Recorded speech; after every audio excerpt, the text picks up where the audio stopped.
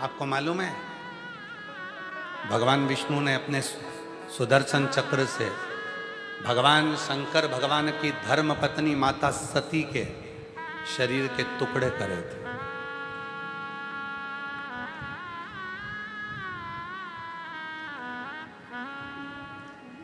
बावन शक्तिपीठ का निर्माण हुआ।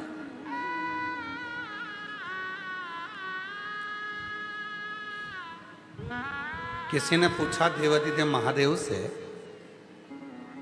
आपकी अर्धांगिनी के 52 टुकड़े कर दिए गए, शक्तिपीठ का निर्माण हो गया, भगवान विष्णु चाहते तो टुकड़े करने की जरूरत ही नहीं पड़ती, सती मैया को ओझल कर देते, सती माता का शव ही नहीं दिखता तो शिव को क्रोध ही नहीं आता, तांडव नहीं रचते और शव चले जाता, फिर टुकड़े क्यों करे?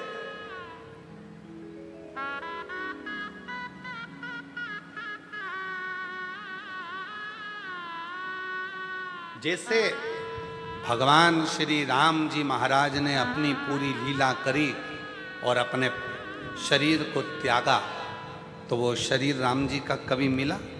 जम के बोलो जरा, नहीं। भगवान कृष्ण ने पूरी लीला करी और भगवान ने अपना शरीर त्यागा, भगवान कृष्ण का वो शरीर मिला? जम के बोलो, नहीं। जितनी जितनी लीला हुई उस लीला में शरीर नहीं मिला। फिर सती माता के साथ उमा माता का शरीर नहीं मिला, कात्यायनी का शरीर नहीं मिला, कुष्मांडा का शरीर नहीं मिला, स्कंदा का शरीर नहीं मिला, फिर माता सती का ये शरीर और जिसके 52 टुकड़े हुए और 52 शक्तिपीठ का निर्माण हुआ, तो ये क्यों हुआ? ये प्रश्न बड़ा भारी था। शिवजी से पूछा, भगवान नारायण चाहते तो इसको ओझल कर देते, गायब कर देते, फिर ये टुकड़े हुए इस शरीर के, और क्यों हुए, किस लिए हुए, क्यों, किस लिए?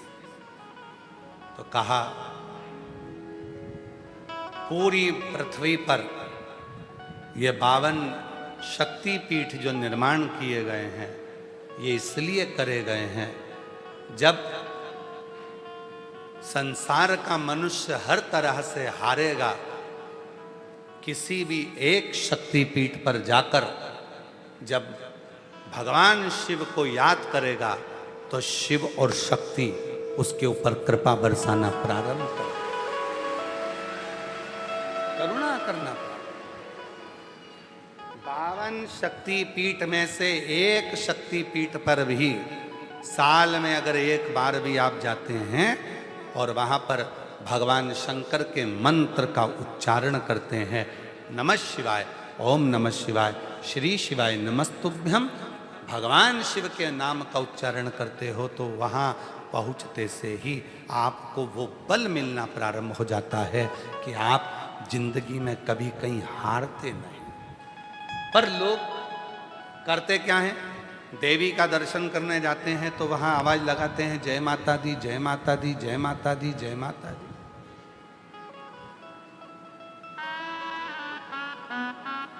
जय माता।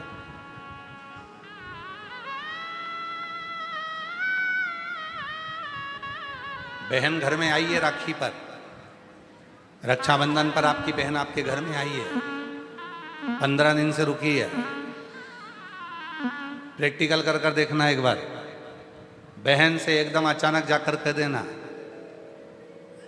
वो जीजा जी आए हैं, बहन के चेहरे पर प्रसन्नता आ जाएगी। ये तो कल आने वाले थे तो आज कैसे आ गए? मुख पर प्रसन्नता होगी, हंसी आएगी, प्रसन्न हो जाएगी। पति का नाम सुनते से ही पत्नी प्रसन्न हो जाती है और शिव का नाम सुनते से ही 52 शक्तिपीठ प्रसन्न हो जाए, 52 शक्तिपीठ प्रसन्न हो जाए।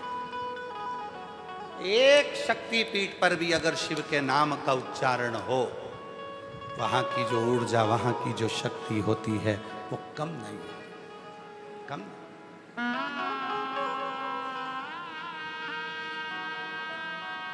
एक शक्ति। कल हम आशीष जी को और समीर जी को कह रहे थे कि मौका लगे 12 ज्योतिर्लिंग तो कथा चल ही रही है। हर साल की एक बिटले सेवा समिति की एक ज्योतिर्लिंग में कथा होती है। पहले उज्जैनी हुई, ओमकारेश्वर महाकाल, ओमकारेश्वर हुई, काशी हुई, देवघर वैद्यनाथ जी हो गई। ऐसी कथाओं के क्रम 12 ज्योतिर्लिंग के तो साल में एक बार चलते ही हैं। हमने उनसे कहा कि कम से कम साल में एकाध कथा ऐसी होना चाहिए जो किसी शक्तिपीठ पर हो, जहाँ माँ सती का कोई अंग गिरा हो और वहाँ शिव की कथा हो तो शिव और शक्ति बल देती है।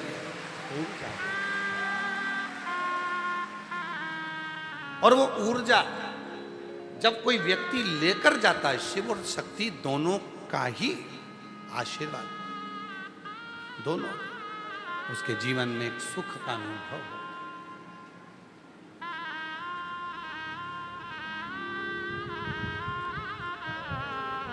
भेद नहीं है।